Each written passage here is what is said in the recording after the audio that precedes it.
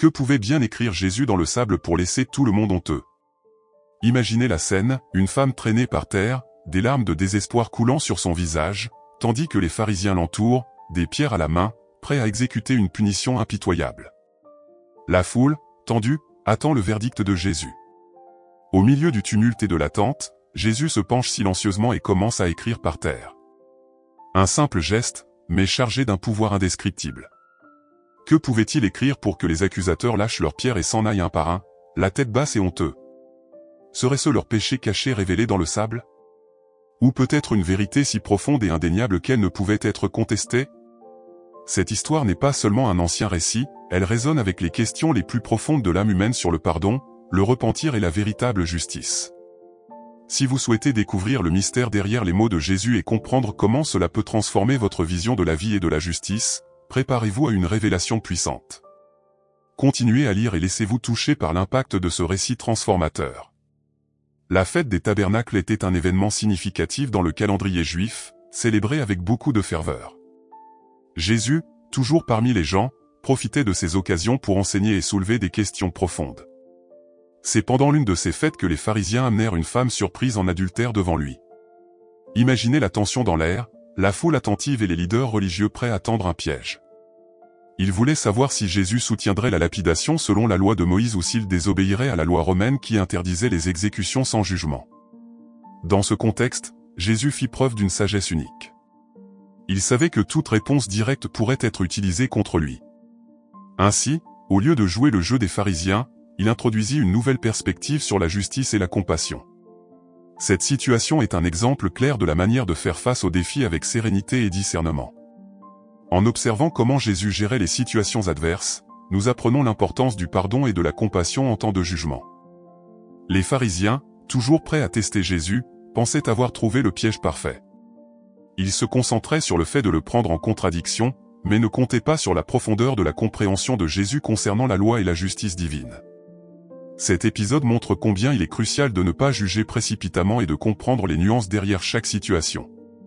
La femme, au milieu de la foule, représentait non seulement un cas d'adultère, mais aussi la lutte constante entre la compassion et la rigidité de la loi. La scène illustre également l'hypocrisie des accusateurs. Ils étaient plus intéressés par la condamnation que par la recherche d'une solution juste et miséricordieuse. L'histoire est un rappel puissant que chacun, à un moment donné, a besoin de pardon et de repentir. Jésus, en affrontant la foule et les leaders religieux, montra que la véritable justice va au-delà du strict respect de la loi, elle implique de comprendre et d'appliquer la compassion et le repentir. Avec cette perspective, Jésus nous enseigne que le repentir est une étape fondamentale pour la transformation. La compassion, alliée à la justice, crée un environnement où le pardon peut fleurir. Ce contexte historique nous prépare à comprendre le moment crucial suivant, ce que Jésus fit en écrivant par terre. En écrivant, il ne défia pas seulement les pharisiens, mais il ouvrit aussi un nouveau chapitre sur la compréhension de la justice divine. Jésus, devant la femme et les accusateurs, se pencha et commença à écrire par terre avec son doigt. Ce geste inattendu laissa tout le monde perplexe et créa un silence chargé d'attente. Que pouvait-il bien écrire? Nous ne le savons pas exactement, mais l'acte en soi était puissant. Jésus montrait qu'il avait autorité sur la loi et que la compassion et le pardon sont essentiels dans la justice divine. Imaginez la surprise des pharisiens en voyant que, au lieu d'une réponse directe, Jésus choisit un geste qui transcendait les mots. Cet acte nous enseigne l'importance de s'arrêter et de réfléchir avant de prendre des décisions hâtives. Combien de fois, en situation de conflit, oublions-nous de considérer le pardon et le repentir? Jésus, en écrivant par terre, nous invite à réévaluer nos actions et motivations. Il nous montre que, même lorsqu'on est confronté à l'injustice, nous pouvons trouver des moyens créatifs de répondre qui favorisent la compassion et la justice. Cette leçon peut être appliquée dans notre vie quotidienne en gérant les conflits au travail ou à la maison. En outre, le geste de Jésus souligna la nécessité d'un repentir véritable. Il ne condamna pas immédiatement la femme, mais offrit un moment de réflexion à tous les présents. C'est un rappel que nous avons tous des défauts et que le repentir est un chemin vers la transformation. En réfléchissant à nos propres imperfections, nous apprenons à être plus compatissants et justes envers les autres. Jésus nous montre que, en embrassant le repentir, nous nous rapprochons de la véritable compassion et justice. L'acte d'écrire par terre symbolise aussi l'impermanence des accusations humaines. Jésus savait que les pharisiens tentaient de l'emprisonner avec la loi, mais il démontra que la véritable justice est plus profonde et implique la compassion et le repentir. Tout comme les mots écrits dans le sable sont facilement effacés, nos défauts peuvent être pardonnés lorsque nous recherchons un repentir sincère. Cela nous inspire à toujours chercher la transformation personnelle et à offrir le pardon aux autres. Enfin, en écrivant par terre, Jésus créa un moment d'introspection pour tous les présents. Chacun fut confronté à sa propre conscience et à ses imperfections. Ce silence et cette réflexion sont fondamentaux pour la pratique du repentir et du pardon. Jésus nous enseigne que, avant de juger les autres, nous devons nous regarder nous-mêmes et chercher la compassion. Ce geste simple mais puissant nous prépare à comprendre la réponse percutante qu'il donnera aux accusateurs, montrant le véritable visage de la justice. Lorsque les pharisiens continuèrent de presser Jésus, il se leva et dit, « Que celui d'entre vous qui est sans péché jette le premier une pierre contre elle. » Cette réponse fut un coup direct à l'hypocrisie des accusateurs. Chacun d'eux, en entendant ces mots, commença à réfléchir à ses propres fautes et péchés. Le génie de la réponse de Jésus résidait dans le fait de détourner l'attention de la femme et de la placer sur la conscience de chaque accusateur. Le pardon et le repentir devinrent le centre de la question. La réponse de Jésus nous enseigne l'importance de ne pas juger les autres rapidement. Souvent, nous sommes tentés de pointer les erreurs des autres sans considérer nos propres défauts. Cet épisode illustre comment la véritable justice doit être tempérée avec compassion. Lorsque nous sommes confrontés à des situations similaires, nous pouvons suivre l'exemple de Jésus et nous rappeler que nous avons tous besoin de pardon. Dans nos interactions quotidiennes, que ce soit au travail ou en famille, nous pouvons appliquer cette leçon en étant plus compréhensifs et moins critiques. À mesure que les accusateurs s'éloignaient un par un, à commencer par les plus âgés, il devint clair que personne n'était sans péché.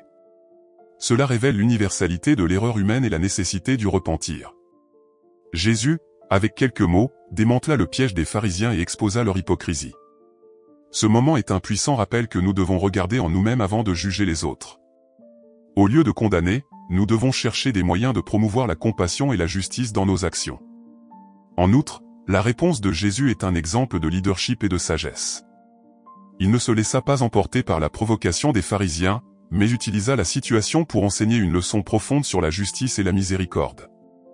Cette approche est quelque chose que nous pouvons appliquer dans nos propres vies. Lorsque nous faisons face à des conflits, au lieu de réagir impulsivement, nous pouvons chercher des solutions qui favorisent le pardon et le repentir. Cette perspective nous aide à construire des relations plus fortes et harmonieuses. La manière dont Jésus géra cette situation nous rappelle également l'importance de se pardonner à soi-même. En exposant l'hypocrisie des pharisiens, il nous montre que nous sommes tous susceptibles d'erreurs, mais aussi capables de repentir et de transformation. C'est une invitation à chacun de nous à pratiquer la compassion, tant envers les autres qu'envers nous-mêmes. La véritable justice est atteinte lorsque nous équilibrons la correction avec la miséricorde, préparant le terrain pour le prochain enseignement sur la référence à l'Ancien Testament. L'écriture de Jésus par terre renvoie au livre de Jérémie, où il est dit que ceux qui abandonnent Dieu seront écrits dans la poussière. Dans Jérémie 17 verset 13, il est écrit, « Ô Seigneur, espoir d'Israël. Tous ceux qui t'abandonnent seront honteux, ceux qui se détournent de toi seront écrits dans la poussière, car ils ont abandonné le Seigneur, la source d'eau vive. » Cette référence est une métaphore puissante sur l'impermanence des actions humaines et la nécessité de justice et de repentir. En faisant cette allusion, Jésus ne défia pas seulement les pharisiens, mais il relia aussi son message au symbolisme profond de la tradition juive.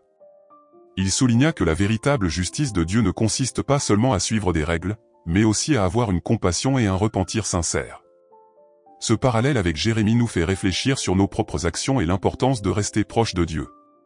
Tout comme les mots écrits dans le sable sont facilement effacés, nos transgressions peuvent être pardonnées par un repentir sincère. Jésus utilisa ce symbolisme pour montrer que la confession et le pardon sont fondamentaux pour la justice divine. Dans nos vies, cela peut se traduire par des pratiques quotidiennes de réflexion et de confession, cherchant constamment à nous réconcilier avec nos principes et nos valeurs. Le message de Jérémie et l'action de Jésus nous rappellent l'espoir présent dans la justice divine. Même lorsque nous nous éloignons, la compassion de Dieu nous appelle à revenir par le repentir. Jésus soulignait que la justice n'est pas rigide et inflexible, mais plutôt compatissante et restauratrice. En comprenant cela, nous sommes inspirés à appliquer ces principes dans nos interactions quotidiennes, offrant le pardon et cherchant à réconcilier les conflits avec un esprit de compassion. De plus, la référence à l'Ancien Testament renforce la continuité du message de Jésus avec les Écritures hébraïques. Il n'est pas venu pour abolir la loi, mais pour l'accomplir de manière à apporter une compréhension plus profonde et humanisée. La justice que prêchait Jésus était enracinée dans la compassion et le pardon, éléments essentiels pour la transformation personnelle et communautaire. Dans nos vies, nous pouvons chercher cette intégration de justice et de compassion, en nous rappelant que chaque acte de repentir et de pardon contribue à un monde plus juste. Enfin, cette allusion à l'Ancien Testament prépare le terrain pour le prochain enseignement crucial, la métaphore de l'eau vive. En comprenant le contexte et la profondeur de la justice divine à travers la compassion et le repentir, nous sommes amenés à apprécier encore plus le message de Jésus sur la véritable source de vie et de justice. Cette transition nous aide à connecter les enseignements anciens avec la nouvelle espérance apportée par Jésus, montrant que la justice divine est toujours accompagnée de compassion et de transformation. Pendant la fête des tabernacles, Jésus se proclama comme l'eau vive, défiant la compréhension des leaders religieux de la loi et de la véritable justice. Il dit, « Si quelqu'un a soif, qu'il vienne à moi et qu'il boive. Celui qui croit en moi, comme dit l'Écriture, des fleuves d'eau vive couleront de son sein. » Jean 7 versets 37 et 38. Cette déclaration était puissante, car elle n'offrait pas seulement une solution spirituelle, mais soulignait aussi la nécessité d'une connexion profonde avec Dieu. Jésus offrait quelque chose que la loi seule ne pouvait donner, la véritable justice et compassion qui viennent du repentir et du pardon. La métaphore de l'eau vive est riche en signification. Tout comme l'eau est essentielle à la vie physique, Jésus se présenta comme essentiel à la vie spirituelle. Il montrait que, pour atteindre la véritable justice, nous devons nous nourrir de cette eau vive, qui est sa présence et ses enseignements. Dans notre vie quotidienne, cela peut signifier chercher des moments de réflexion et de prière, permettant à cette eau vive de transformer notre intérieur et de guider nos actions avec compassion et justice. En outre, la métaphore de l'eau vive nous rappelle la rénovation constante que Jésus offre. Tout comme l'eau purifie et rafraîchit, la présence de Jésus dans nos vies nous purifie de nos péchés et nous renouvelle quotidiennement. Ce processus de rénovation est essentiel pour la pratique du pardon et du repentir. En acceptant cette eau vive, nous sommes appelés à laisser derrière nous nos fautes et à nous engager à vivre une vie de compassion et de justice, reflétant les enseignements de Jésus. Jésus, en se proclamant l'eau vive, défia aussi la vision limitée des leaders religieux sur la loi. Il montrait que la véritable justice va au-delà du strict respect des règles. Elle implique une transformation intérieure qui ne peut être atteinte que par une relation avec lui. Cela nous enseigne que, pour être juste et compatissant, nous devons être connectés à la source de toute justice et compassion. Dans nos vies, cette connexion peut être cultivée par la lecture des Écritures, la prière et la pratique de la foi dans nos actions quotidiennes. Enfin, la métaphore de l'eau vive nous prépare pour le prochain enseignement sur le pardon et la transformation. En comprenant que Jésus est la source de la vie spirituelle, nous sommes amenés à apprécier la profondeur du pardon qu'il offre. Ce pardon ne nous libère pas seulement de nos péchés, mais nous transforme aussi, nous permettant de vivre selon la véritable justice et compassion. Ainsi, la métaphore de l'eau vive nous conduit naturellement à l'importance du pardon et de la transformation dans notre parcours spirituel. Jésus offrit le pardon à la femme surprise en adultère avec une simplicité qui laissa tout le monde autour d'elle perplexe. Il la regarda et dit, « Moi non plus, je ne te condamne pas, va et ne pêche plus. » Jean 8 verset 11. Ces mots portent une profondeur de compassion et un appel à la transformation. Jésus ne fit pas que la pardonner, mais il l'encouragea aussi à changer sa vie. C'est un exemple puissant de comment le véritable pardon est accompagné d'une opportunité de repentir et de changement. Il nous montre que la compassion doit être au cœur de la justice. L'importance du pardon ne peut être sous-estimée. Dans nos propres vies, nous sommes souvent confrontés à des situations où le pardon est nécessaire. Que ce soit pardonner quelqu'un qui nous a blessés ou chercher le pardon de quelqu'un que nous avons blessé, le processus de pardon est fondamental pour notre transformation personnelle. Jésus nous enseigne qu'en pardonnant, nous ne libérons pas seulement l'autre personne, mais nous nous libérons aussi. Cela nous permet de vivre avec compassion et de rechercher la véritable justice dans nos actions quotidiennes. Outre le pardon, Jésus souligna la nécessité de ne plus pécher. Cela ne signifie pas vivre une vie parfaite, mais plutôt être dans un processus constant de repentir et de croissance. Chaque jour nous offre l'opportunité de réfléchir à nos actions, de confesser nos erreurs et de chercher à être meilleurs. Jésus nous appelle à une vie de transformation continue, où le repentir sincère conduit à un changement de comportement. C'est quelque chose que nous pouvons appliquer dans nos vies en établissant des objectifs quotidiens pour nous améliorer et chercher la guidance divine dans nos décisions. La transformation que Jésus offre est profonde et englobante. Il ne pardonne pas seulement nos péchés, mais il nous donne aussi la force de vivre selon ses enseignements. Cela inclut pratiquer la compassion, la justice et le repentir dans toutes les sphères de nos vies. Nous pouvons commencer par de petites actions, comme aider quelqu'un dans le besoin, être plus compréhensif envers les autres et chercher des moyens d'améliorer notre caractère. Ces actions reflètent la transformation intérieure que Jésus opère en nous. Enfin, le pardon et la transformation sont interconnectés. Lorsque nous acceptons le pardon de Jésus, nous sommes appelés à transformer nos vies et à vivre selon ses principes. C'est un processus continu de croissance spirituelle qui nous rapproche de la véritable justice.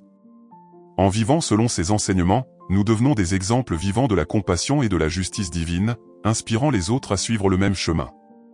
En comprenant cette dynamique, nous sommes prêts à explorer plus profondément le message révélé de 2 Timothée 2 et son application dans nos vies.